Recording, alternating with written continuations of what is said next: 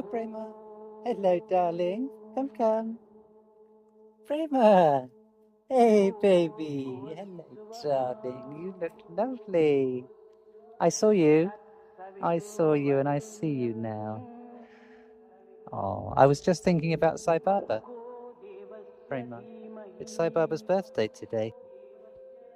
So this is James Cooper, Quantum Truths Foundation, and Sai Baba's birthday. And he would be 98 today. And there's Prema. Just gonna hang around. Prema's my telethought and mentor vision teacher. So this is a good place for me to begin my spiel. Sai Baba died 14 years ago, or ostensibly died. I and others believe him to be what's known as an avatar. He's accepted in India as an incarnation, which means he's an incarnation of God. And avatar in Sanskrit means descent. So he descended from the higher realms, and in the Hindu terminology, you might say he'd come from Vaikuntha, which is the spiritual world of Lord Vishnu. So he's an avatar of Lord Vishnu, and there's someone, I'll just cross over to the other side of the road. He's an avatar of Lord Vishnu, and hey Prema, don't worry, I'm not going. And Vishnu sent 10 avatars down in this cosmic day, which I think is 4.3 billion years. And these avatars come at a time when Adharma, in Sanskrit, the anti-righteousness, threatens to completely ruin everything and get to a point where everything will be irreconcilably messed up. And so at that point, Lord Vishnu sends an avatar down, and that avatar goes on to help and set things on an even keel. So the first avatar was, you can see there's a sort of one of the Hindu diagrams there. The first avatar was a fish, Matsya something or other, back in all those years ago. According to their cosmology, there weren't humans and things like that. Everything was in water, and so the fish came to restore that balance.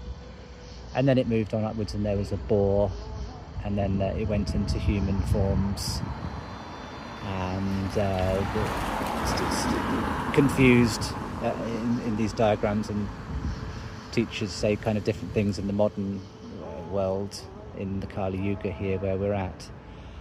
And there's a bit of confusion about who the 10th avatar is, has been, or will be, but it's known as the Kalki avatar, the rider on the white horse, if you like. So my opinion, and the opinion of other Sai Baba devotees, is that Vishnu's 10th and final avatar was to come 3 times in a trinity incarnation. And that trinity incarnation was to come first as Shiva, second as Shiva-Shakti mixed, and the third would be Shakti only. So this is kind of going into the deeper cosmology of it all. Shiva being the sort of the male aspect, the father, Shakti being it's very simplistic now, Shakti being the female aspect, mother, and the Shiva-Shakti is the balance, the two together in one form. The Shirdi Sai Baba, who came, as far as I can tell, just after around the time of the Great Reset, and there's a picture of him with these avatars. They're not born to a mother, so to speak, in the normal way. They appear, and so Shirdi Sai Baba appeared in the little village in Maharashtra called Shirdi, hence the name Shirdi Baba, and no one really knew if he was a Muslim or a Hindu. And so both Muslims and Hindus accept him as an incarnation of God, which was a masterstroke. And he spent a lot of his time in a dilapidated old mosque, and the Hindus would absolutely adore him and worship him, and so would the Muslims. And in Shirdi Sai Satcharita, you can read about his leelas. Leela in Sanskrit translates as divine sport, and so the avatar plays leelas to demonstrate who he is. So you could loosely call it kind of magic, but it's a divine magic, which Sathya Sai Baba would do every day. And in that way, you can understand that he's not a normal man. And Shirdi Sai Baba would also do these leelas, and it makes absolutely fascinating reading. It really does. But the one I'm talking about is Sathya Sai Baba, who ostensibly, again, let's get that microphone, ostensibly died of multiple organ failure at the age of, I think, 83, about 14 years ago. And to this day, he had a big ashram, and an ashram is where you go to do your yoga activities, not really physical yoga stretching, but more sort of the spiritual inquiry, meditation and living simply and stuff like that. It's like a temple life. So in Prashanti Nilayam is the name of his ashram, which is in Andhra Pradesh in the south of India. Every day from beginning before sunrise, the priests will go through the various ceremonies and all the rest of it. So it's very much a functioning ashram, as is the one in Shirdi, which is not so far away. I think it's about 4 hours on the bus up towards Bangalore, and then maybe a couple of hours on up there, but it's a long bus journey away. And still to this day, there's all the ceremonies going on there every day. And the Leelas carry on. For example, with Sathya Sai Baba, the one in the orange robe and the afro hair, there's this white or grey powder called vibhuti. And this vibhuti used to come from his hand. He'd wave his hand, and the vibhuti would appear, and it acted as like a talisman and whatever, a link between him and his devotees. And that vibhuti still appears all around the world. And it appears in piles by photos of him and by framed pictures of him, and it just appears around the place, along with Amrit, which is a kind of very divinely fragrant, tasting honey type nectar, which again, has a tendency to seep off pictures of Baba on the glass, and just kind of appear around the place. And people say they see manifestations of Sai Baba all around the shop, still to this day. And also, when he was alive, and still very, very powerful visions where he appears to you and teaches you. And that was my experience of Sai Baba beginning in 1999. Many times he appeared to me in, you could call it a dream, but it's not really a dream, because it's more real than anything that you have in waking reality. It's super real, and it's kind of known as a supra-physical manifestation. And there he is, he's right in front of you, and he's telling you things in no uncertain terms. So I was lucky enough to have a lot of those, and that's what my reflections on Sai Baba parts 1, 2 and 3 were all about. So you can have a look at them on my Metaphysical Musings Rumble channel, and I've also got a Sai Baba Avatar Telegram channel where I've uploaded those two. So the Shiva-Shakti, the one that has the male and the female, the 10th one is the big one, if you like, a 17-point avatar. Krishna, you may know the blue-skinned one that came from Dwarka, and I think that was about 5,000 years ago. He was said to have manifested. It was a 16-point avatar, so the difference, I believe, is the 17 comes with the complete power of God, and he can even rewrite history. And that was Sathya Sai Baba. So The fact that he died of multiple organ failure is a leela in itself. I don't believe, I don't buy the hype. And it's yet to be seen if his prophecies of coming again as Prema Sai Baba, and you saw Prema there, the cat that's probably just sitting quietly behind me. Prema means love, divine love in Sanskrit, and it's been prophesied. And there's a picture, Sai Baba manifested a picture of Prema Sai Baba and said Prema will look like that. So that's yet to happen, and Baba also prophesied that he would live for a full 96 years before passing, but didn't.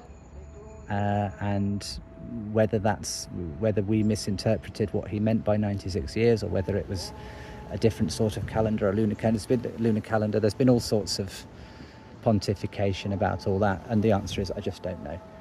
But certainly the community for the last 14 years has been in a state of sort of flux and just wondering, like, what's going on here? And there's some scamsters, some evildoers who have latched on and gone and made loads of money by creating an ashram, saying that Sai Baba is with them in a non-physical form, and they're even walking around with an umbrella to shade this invisible Baba from the sun and all this kind of crap, and they're going around collecting funds, particularly dirty stuff. That's just thought I'd mention that. It's called Mudan Hali, and I think it's a few hours in a cab from Prashanti Nilayam, where Baba has had his ashram. So that's an introduction. I believe that I'm one of those who really did have what's called Sairam. I was touched very, very deeply my heart was completely and utterly opened by Sai Baba, and I went from being a young 25-year-old that was very into spirituality, learning about comparative religions, the occult, and magic and everything, wiring under the floorboards, the deep state, and what it's called now, the deep state, all of it. But I'd kind of come to the conclusion that there wasn't really a God, and if there was, it was me. As in, we're all God, and certainly I was quite serious about that. I'm not interested in all this bullshit about worshipping God or giving up your own power for God, which in a way was right, but I was completely throwing the baby out with the bathwater on that one. And one experience with Sai Baba, the very first one, when he appeared as what I would call Gayatri, the mother deity, put all that to rest. But what the mother deity did say to me and others in this supra-physical manifestation, is this vision, was I can do whatever I want and you can do whatever you want. And that began my many visions and experience with Sai Baba over a few year period. And some people at the ashram, some elders, were saying that Sai Baba's overlighting you. And so that certainly felt like the case for a few years. Everything was just Baba to me, and it kind of still is. I see Baba absolutely everywhere, and I doubt that will ever change, which is great for me. It's just a sense of knowingness. They say, so you have a strong faith in Sai Baba. I say, well, not really. I just moved beyond doubt. So I'm just going to wax lyrical and just talk a little bit about stuff. Is Prema around? Let's see if I fancy standing up now, and Prema normally sort of chases me and follows at this point, so let's see. I want to talk about the Galactic Federation first. Now, the Galactic Federation, as far as I can tell, an avatar, not like Sai Baba, but a being was created by the Venusians, and I think in the late 50s it was. This is called Valiant Thor. In the late 50s, the rain's coming in. Valiant Thor came to the Earth, our realm, and actually went to the White House, and there was a spaceship, and so that Valiant Thor wasn't a human with a divine human soul like us. That Valiant Thor was a created being, and in many respects very, very perfected. And based on that, we have what's now called the Galactic Federation, which I think is a number of different beings, different groups from around the expanded realm under the Great Dome, including Arcturians, Pleiadians, and Venusians. And USSF was created, the United States Space Force was created by a character called Donald J. Trump shortly after he won the election, I think late 2016. And that's when I became very focused on that, and in my desire to work out who was Donald Trump, I very quickly became aware of the military operation called Q.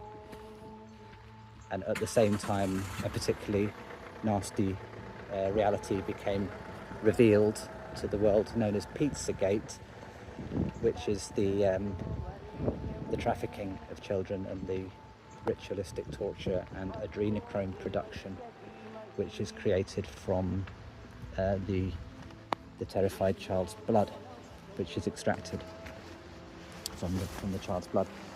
And that all came onto my radar in 2016 into 17, and I spent a lot of time. Look, rain's coming in. I spent a lot of time researching that. I was in India at the time. I've been living in a state of surely everything's going to shut down imminently since then, even after I think the second live presidential debate, or what they said was live, and Clinton and Trump were there, and when Trump said, because you'd be in jail, to Clinton, I thought, well, that's unprecedented.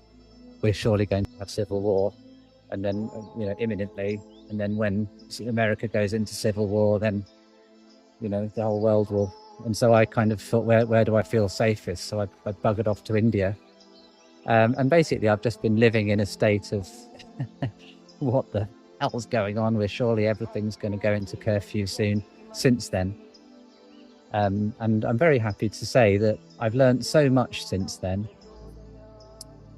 that I feel I've got a pretty good understanding of what's going on. So if you have a look at my other videos and my Lobster Q News channel and my Where We Go One We Go All Today Rumble channel, you can see what I've been saying about that sort of thing.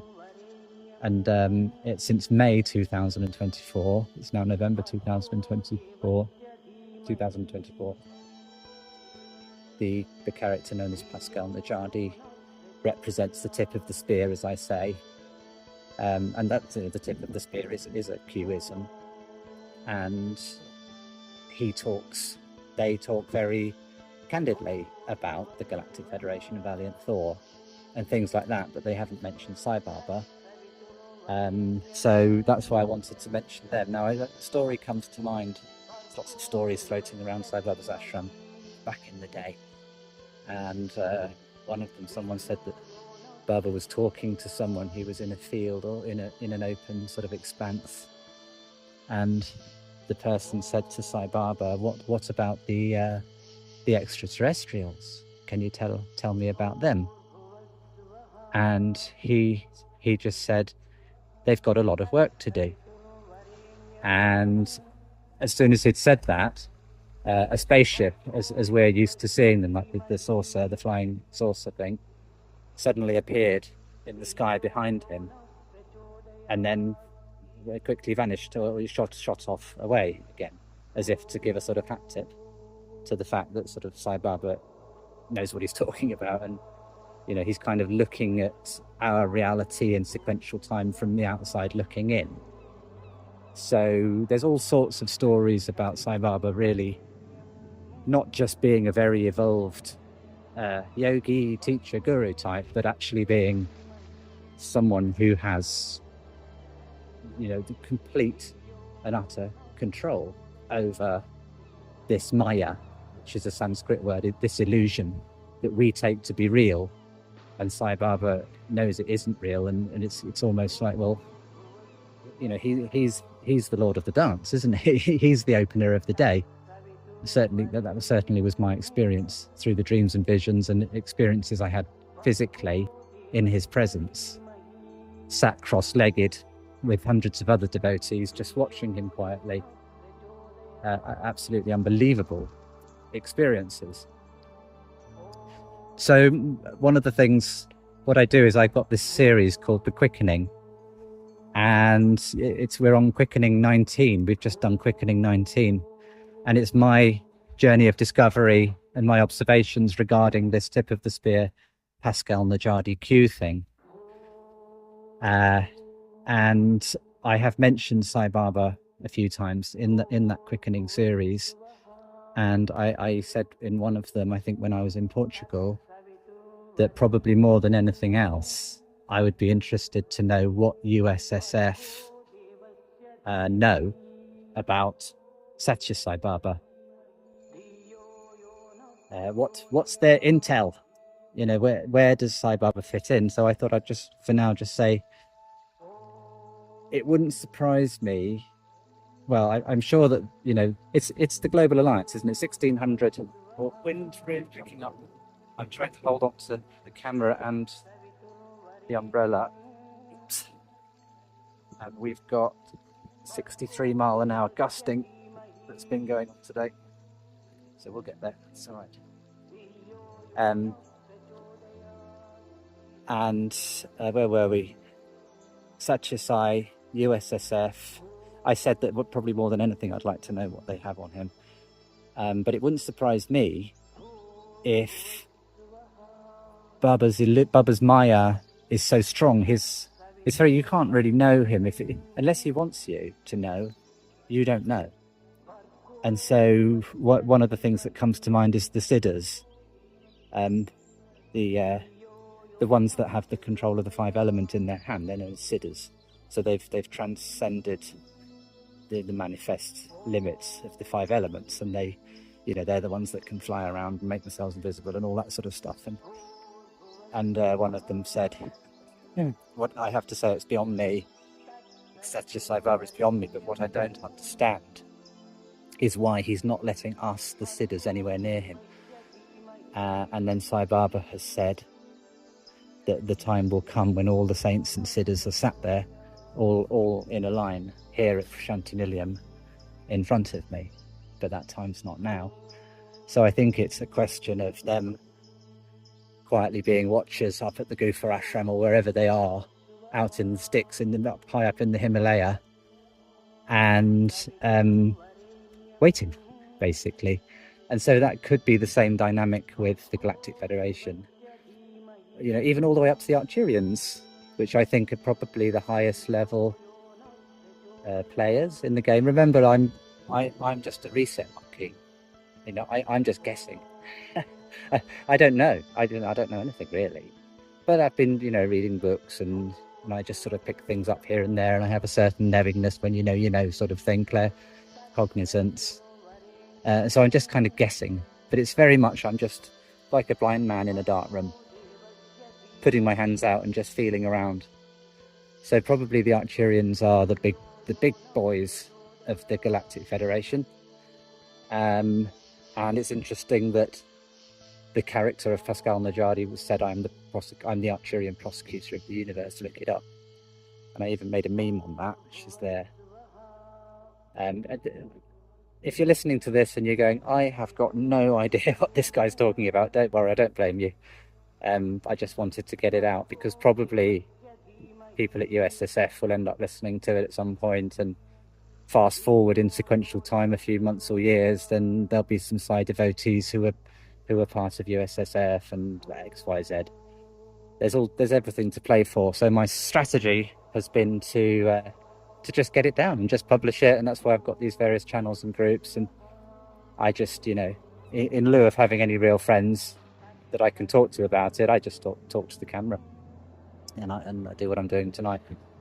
So it wouldn't surprise me if there's a question mark over Sathya Sai and his real identity and how he fits into the plan. So if I had to guess, I would say that they're very, very well aware that he's a very lofty being. And I guess they would say, it's beyond us. We don't know. I think that you know, the plan to save the world is obviously in full swing now. Red October's just passed, and the chakras are opening, and new timelines coming into play. Everything's looking very, very good. Finally, the bane of my life are all being swept off the board, and I've spoken at length about that in the Quickening series and other audio files. So it's very, very exciting stuff. But where does Sathya Sai fit in? Will he come back? Will he appear? What I would say, I would guess that he probably will come back in his true form. If I had to guess, I would say he'll come back dramatically when nobody could have possibly expected it, and he'll maybe be looking like he's in his 40s or something like that. There's a picture I particularly like, got that framed in my apartment here in Penzance. And I would like to think so. I even did a sort of video a long time ago. Sathya Sai lives, and it was like a BBC breaking news thing that Sai Baba has returned, and I was just exercising my creativity and practicing my video editing skills at that point. But my YouTube channel got banned, so that video may have gone, because I constantly get banned like any other truther on social media, but not on Telegram and Rumble. But I did some videos like that, so hopefully I'll be able to find that, but I think I may have lost that forever.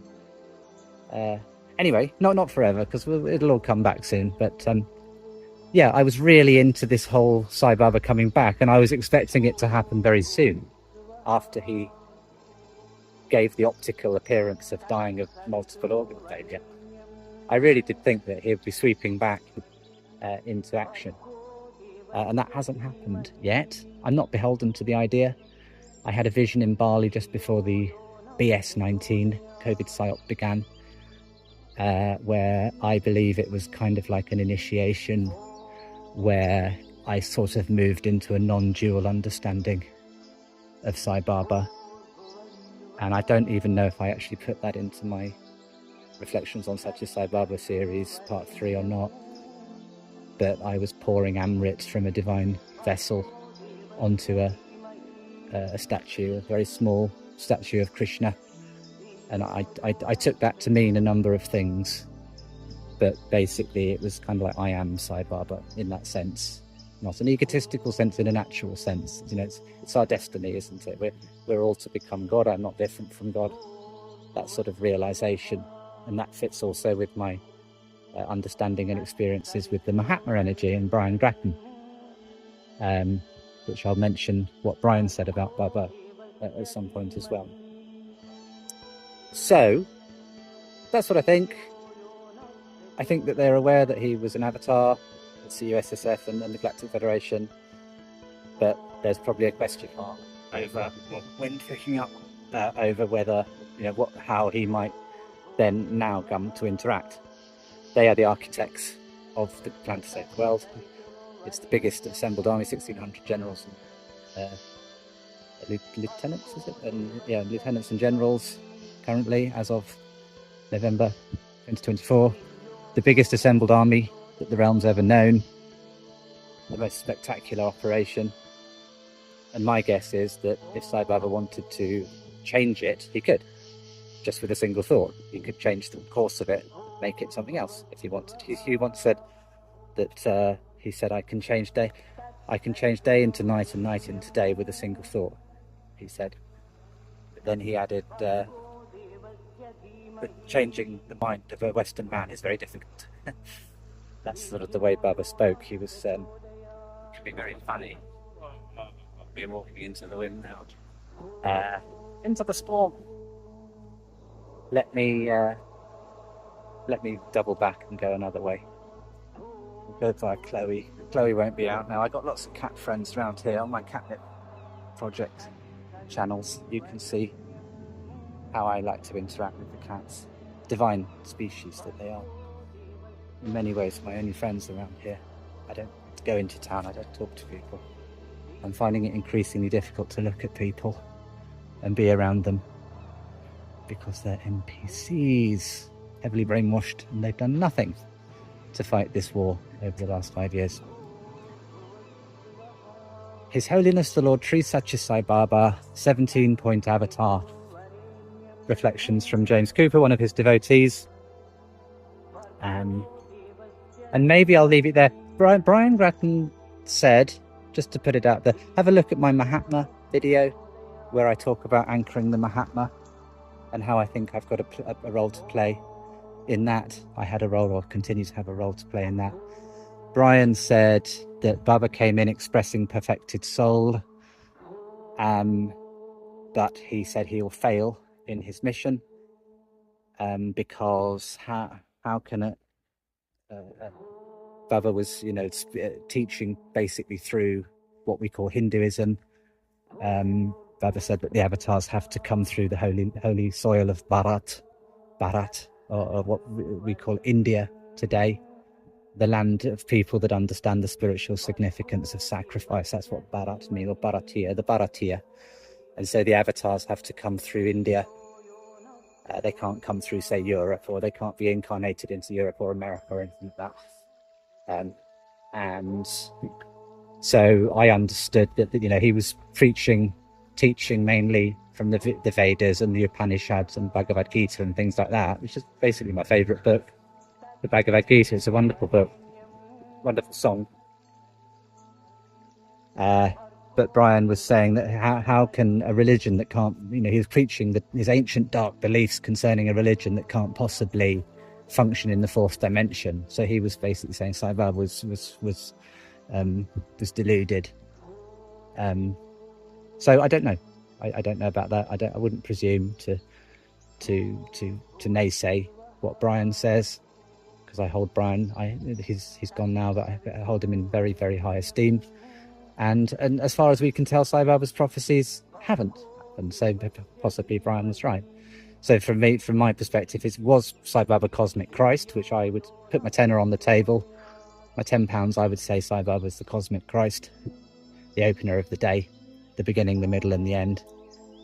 Brian would say no, he's an avatar of sorts that came in expressing perfected soul, and failed in his stated